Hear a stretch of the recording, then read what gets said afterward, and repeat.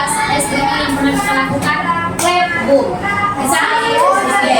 Coba ibu tes dulu.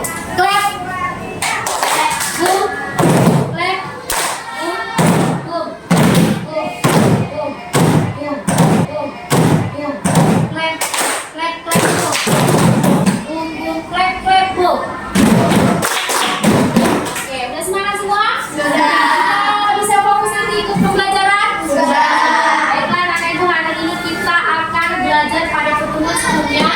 Kita telah mempelajari tentang pengertian coding dan kecerdasan artifisial. Nah, hari ini kita akan masuk pembelajaran bab 2, yaitu tentang berpikir yaitu berpikir dengan pemecahan masalah sehari-hari. Coba sebelum kita mulai pembelajarannya, ibu mau tunjukkan sesuatu sama anak. Nampak gambarnya? Nampak. Jalan manakah yang kita lalui agar bisa sampai ke sekolah tanpa ada hambatan? Coba, Jasmine. Yang B. Yang B. Coba tunjukkan dulu. B ke B. Dari mana? Dari B. Dari sini ke sini. Benar? Benar ya. Akan melalui jalan C menuju jalan B, lalu belok, lalu lurus ke depan, maka akan sampai ke sekolah. Kalau misalkan kita melewati jalan sini, bisa tidak sampai? Kita tidak bisa sampai sekarang. Karena ada hambatannya, yaitu tertutup oleh batu. Kalau misalkan kita melewati belok ini ke jalan B, apa yang terjadi? Jalan terputus akan menghambat kita untuk sampai ke sekolah dengan cepat. Lalu kalau misalkan kita lewat jalan A, ada kayu yang menghambat kita sehingga kita akan terkendala sampai sekolah dengan cepat.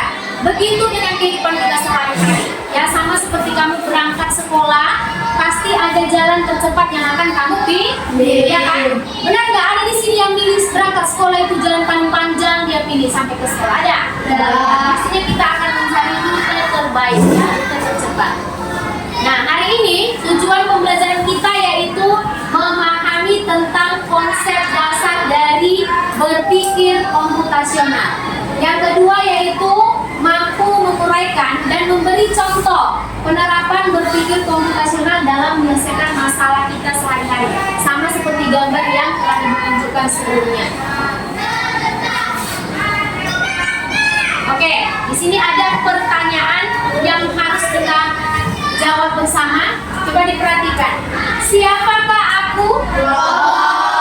Coba lihat gambar di sana. Ada yang tidak kenal itu? Ada yang tidak pernah lihat gambar seperti itu? Tahu Robert? Tahu. Oke, sekarang bagaimana cara kerjaku? Diperintah. Siapa yang bisa? Coba angkat kanan. Ya, Salwa. Diperintah oleh siapa? Iya, diberi perintah oleh manusia. Ya. Misalnya ada tombol menggerakkan, bergerak ke kiri, maka robotnya akan bergerak ke kiri. Lalu maju 2 langkah, maka robotnya akan maju 2 langkah. Sekarang perhatikan ini. Apakah kamu pernah mempunyai masalah? Benar. Semua pernah punya masalah? Benar. Siapa yang pernah punya masalah? Apa masalah yang pernah kalian hadapi? PR. Banyak PR. Apakah PR itu sebuah masalah? Apa masalahnya yang dihadapi dalam membuat PR? Kesulitan menjawab soal. Nah, sekarang kalau kamu kesulitan menjawab soal, bagaimana cara kamu agar permasalahan tersebut dapat terselesaikan? Pastinya kita akan membaginya dalam langkah-langkah yang kecil. Apa langkah-langkah yang bisa kita ambil? Kerjakan dulu soal yang lebih mudah. Lalu terakhir, kerjakan yang sulit. Kalau tidak tahu soalnya, maka akan bertanya kepada kakak, abang, atau orang tua. Itu adalah salah satu contoh permasalahan yang bisa kita ambil dalam kehidupan sehari-hari. Komputasional. Siapa yang bisa baca? Satu orang, buat suaranya. Coba Kalila. Berpikir komputasional adalah proses berpikir logis dan sistematis untuk menyelesaikan masalah yang dapat dilakukan oleh manusia maupun komputer. Konsep ini tidak hanya digunakan dalam pemrograman, tapi juga dalam berbagai aspek kehidupan sehari-hari. Iya. Apa yang bisa terbayang sama kamu kalau dengar kata komputer?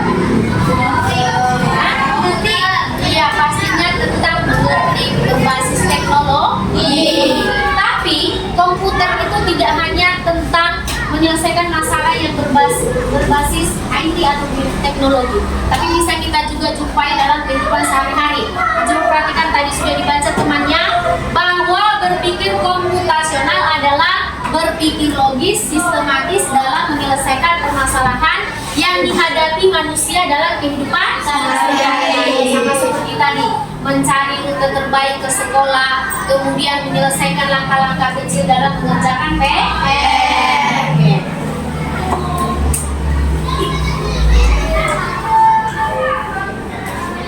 Ya, coba perhatikan. Ada 4 prinsip dalam berpikir komputasional. Yang pertama adalah abstraksi. Yang kedua, pengenalan pola. Yang ketiga, dekomposisi. Dan yang terakhir adalah algoritma. Kira-kira sudah pernah dengar kata ini? Belum. Nah, sekarang kita amati satu-satu. Dekomposisi. Siapa yang bisa baca? Pak Iqbal. Membagi masalah kompleks menjadi bagian-bagian kecil. Contohnya membagi tugas saat membersihkan kelas. Iya, dekomposisi bisa kita artikan adalah menyelesaikan masalah kompleks menjadi bagian-bagian yang kecil. Artinya kita menyelesaikan contoh. Pernah menyelesaikan gotong royong membersihkan kelas? Nah, pastinya kamu membagi tugas dengan temannya kan? Atau satu orang aja menyelesaikan pekerjaannya? Tidak. Siapa yang pernah melaksanakan piket kelas itu bagi-bagi tugas? Ada yang menyapu, ya kan? Apalagi? Terus lap kaca. Apalagi? Iya, mengangkat kursi, buang sampah di bagian tong sampah yang besar. Nah, seperti gambar ini ya, membagi tugas saat membersihkan kelas. Ada yang menyapu, ada yang ngepel, ada yang membersihkan kaca, ada yang melap meja dan membuang sampah. Artinya, tugas itu tidak bisa kita selesaikan secara keseluruhan, tapi kita bagi tugas agar bisa terselesaikan dengan baik. Itulah pengertian dari dekomposisi, menyelesaikan masalah menjadi bagian-bagian yang kecil sehingga dapat terselesaikan sekaligus. Oke, coba kita perhatikan yang kedua, pengenalan pola. Siapa yang bisa baca? Ibrahim. Mengidentifikasi kesamaan atau pola dalam berbagai permasalahan untuk menemukan solusi. Contohnya, menyiapkan jadwal pelajaran, mengikuti pembelajaran sesuai jadwal yang sudah ada. Oke, contoh yang kedua, prinsip yang kedua yaitu pengenalan pola. Apa artinya? Mengidentifikasi pola dari berbagai permasalahan dan menemukan solusi. Contoh, ini sudah ada di kelas kita ya. Menyiapkan jadwal pelajaran. Pastinya sebelum berangkat ke sekolah malamnya kamu belajar tidak? Belajar. Sebelum belajar atau berangkat sekolah disiapkan nggak jadwal pelajarannya? Misalnya apa pelajaran yang kamu selesaikan hari Senin? Terus agama dan bahasa Indonesia. Selasa beda lagi jadwal yang akan kamu susun. Artinya itu akan terus berlangsung selama satu minggu. Ketemu lagi hari Senin, maka kamu menyusun jadwal yang sama seperti hari Senin kemarin. Itulah yang dikatakan dengan pola, ya. Pola hari Senin, Selasa, Rabu, Kamis, Jumat, Sabtu, kembali ke Senin lagi dengan pola yang sama. Itulah pengertian dari pengenalan pola. Menyusun roster pembelajaran sesuai jadwal yang sudah ada. Abstraksi, apa pengertiannya? Coba Faiza bacakan. Fokus pada hal penting saja. Contohnya ketika kita menulis tugas atau materi pelajaran, kita tidak perlu memikirkan bagaimana pembuatan buku dan alat tulis. Saat membuat denah kita hanya menggambarkan jalan, bukan semua detail bangunan. Iya, di situ sudah ada contoh ya. Fokus pada hal penting. Itu yang dikatakan dengan abstraksi. Contohnya, kalau ibu kasih tugas ini Pak, gambarlah sebuah denah tentang jalan menuju sekolah. Atau kamu akan membuat bangunan. Misalnya, dibuat bangunan rumah, dibuat bangunan warung. Seperti itu menggambarkannya. Tidak, pastinya kamu akan melewati misalnya jalan Bulama, masuk jalan Kota, sampai jalan Buriung. Maka akan sampai ke sekolah. Bukan semua bangunan itu kamu gambar, ya kan? Kalau misalkan ibu suruh gambar rute jalan, kamu gambar semua bangunan, apa kendalanya? Maka waktunya akan membutuhkan waktu yang lama.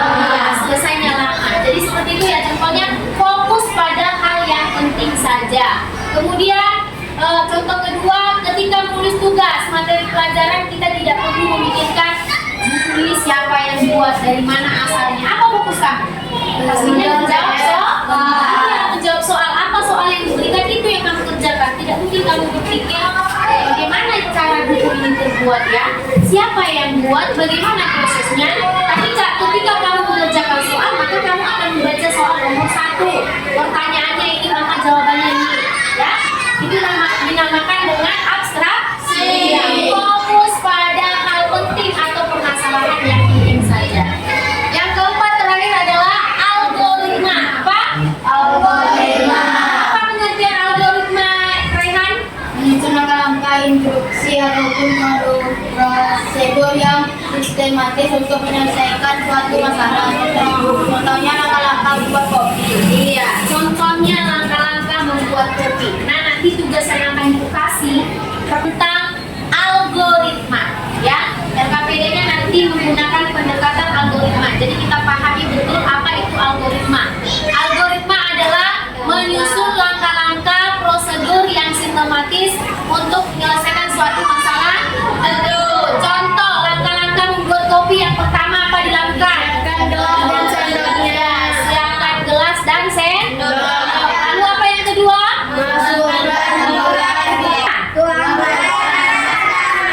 Iya, tuangkan air panas ke dalam kamu. Iya, harusnya tadi panaskan dulu air panasnya, ya kan? Yang pertama kan tentu dipanaskan, bisa air dingin buat kopi.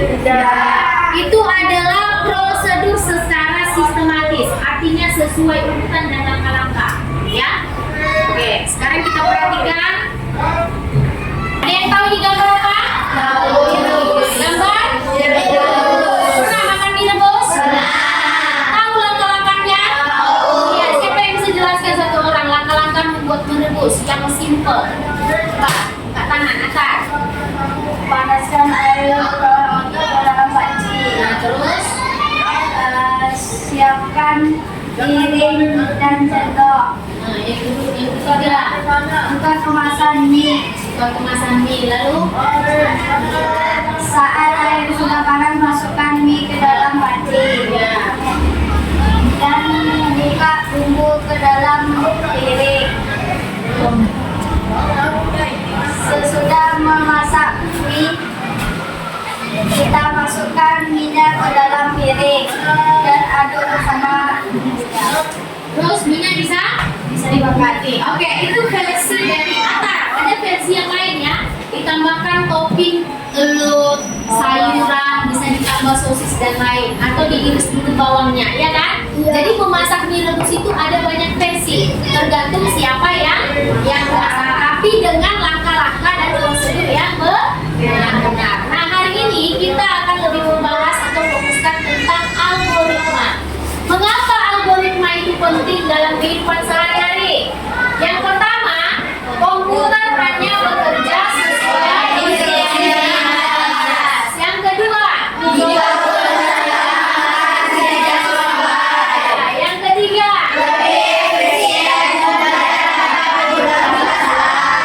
lebih efisien dan mudah, serta dapat dibilang juga. Jadi coba anak-anak ibu bayangkan, kalau kamu bermain komputer itu sebenarnya yang memberikan data itu adalah manusia, bukan komputernya yang pintar. Tapi yang pintar siapa? Manusia yang memberikan data kepada komputer. Ketika kita menyuruh si komputer tadi sama seperti robot, maka data yang keluar adalah sesuai data yang diberikan manusia. Kita tadi sudah membahas tentang 4 prinsip komputasional. Tapi hari ini kita hanya akan mengerjakan penyelesaian tugas tentang pendekatan algoritma. Ya, tadi apa algoritma itu? Menyelesaikan masalah sesuai langkah-langkah prosedur yang sistematis. Artinya langkah-langkahnya harus dengan urutan yang benar. Nah, sekarang ibu sudah bagikan kelompoknya ya. Kelompok 1. Bagilah tugasnya. Kelompok 1 nama-nama buah aja. Kelompok mangga, kelompok jeruk, kelompok alpukat, sama kelompok strawberry. Di kelompok apa? Kelompok mangga, kelompok jeruk, sama strawberry. Kemarin tadi udah suruh ketua kelompok ya. Silakan masing-masing ketua kelompok tugas yang akan dikerjakan. Silakan.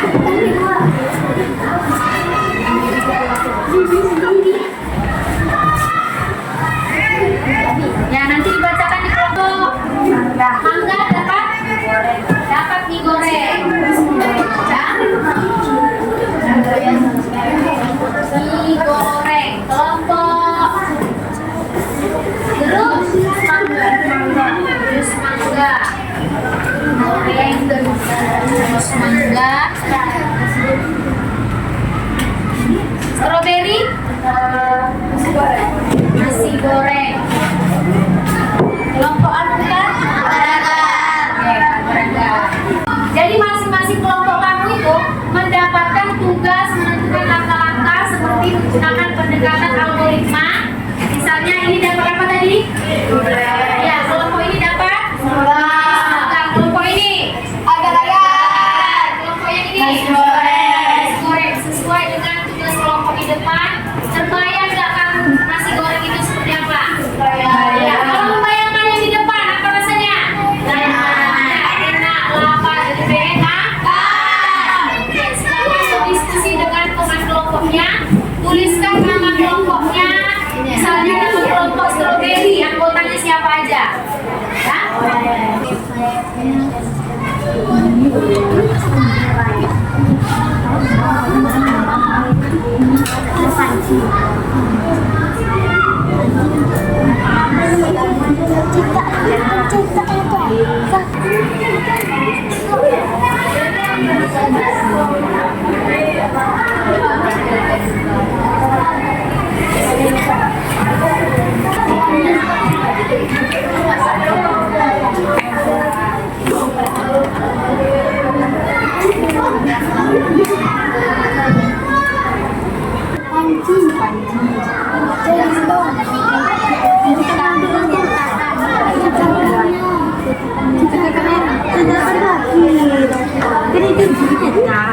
Untungnya ganti madu. Oke,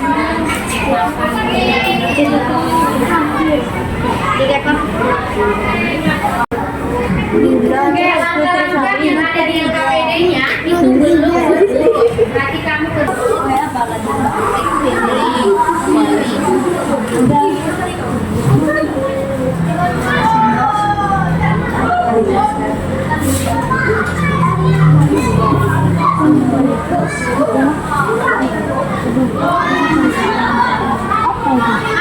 buat susunya. Bumbu nasi goreng.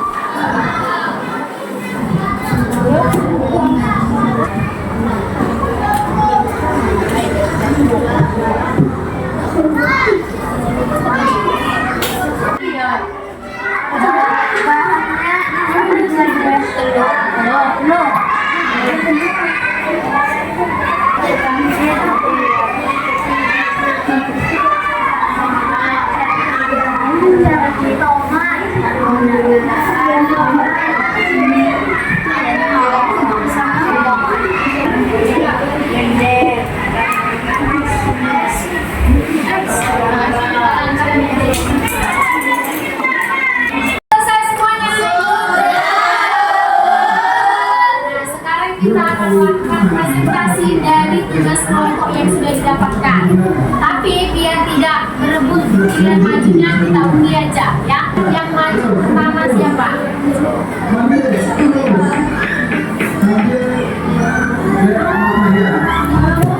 Bapak Maju kelompok Al-Quran. Silakan. Ya, perhatikan. Yuk, lanjut. Kelompok. Kami dari kelompok Al-Quran akan mempresentasikan tugas kami. Langkah-langkah membuat agar-agar. Alat yang diperlukan yaitu panci, centong, dan cetakan. Bahannya gula, bibir, dan air. 1. Ambil 1 bungkus agar-agar. 2. Tuangkan 3 gelas ke dalam panci dan didihkan. 3. Setelah mendidih, masukkan 1 bungkus agar-agar. 4. Masukkan gula secukupnya lalu aduk sampai rata. 5. Setelah mendidih, tuangkan ke dalam cetakan agar-agar. 6. Masukkan ke dalam kulkas dan tunggu sampai kenyal. 7. Setelah kenyal, dapat dinikmati. Yang terakhir presentasi kami dari kelompok Al-Quran.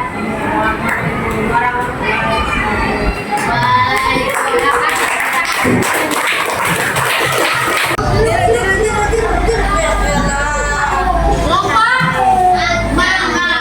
Silakan maju kelompok Mangga. Yang buat suaranya Naya, satu orang aja yang baca perwakilan.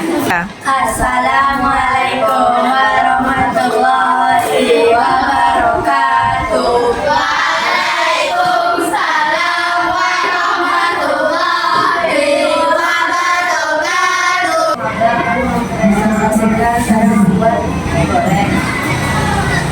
Langkah pertama, rebus air dalam panci sampai mendidih.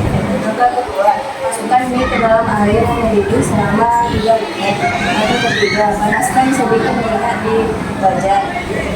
Langkah keempat, tumis bumbu mie dan bahan tambahan seperti sayur, telur, sosis sampai matang. Langkah kelima, tiriskan mie yang sudah matang. Langkah keenam, campurkan mie yang sudah ditiriskan dalam wajan dan aduk rata. Selanjutnya digoreng di piring. Oke, kasih tepuk tangan. Strawberry mempresentasikan langkah-langkah membuat kelompok Mangga, kelompok Mangga membuat mie goreng. Assalamualaikum warahmatullahi wabarakatuh. Warahmatullahi wabarakatuh.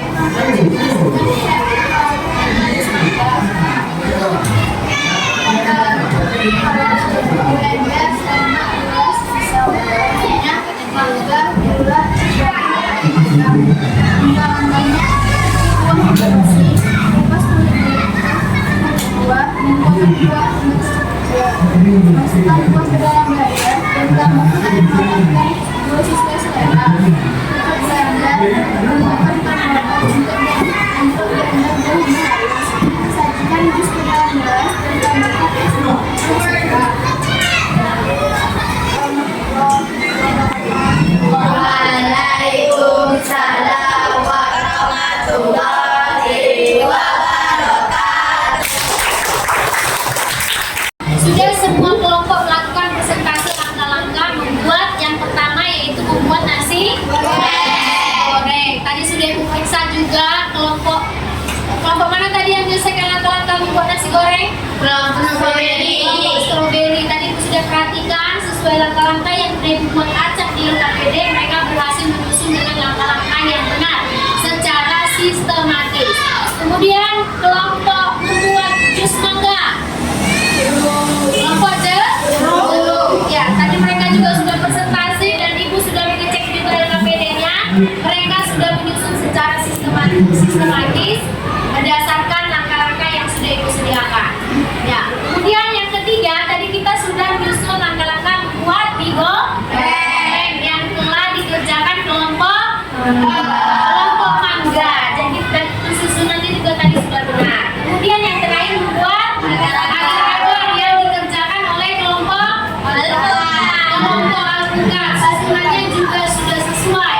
Pastinya anak-anak Ibu tadi sudah mengerjakan LKPD dengan pendekatan algoritma ya, menyusun langkah-langkah secara sistematis. Sebelum tugas kuis kita ice breaking dulu biar nanti fokus mengerjakan. Masih ingat ice breaking program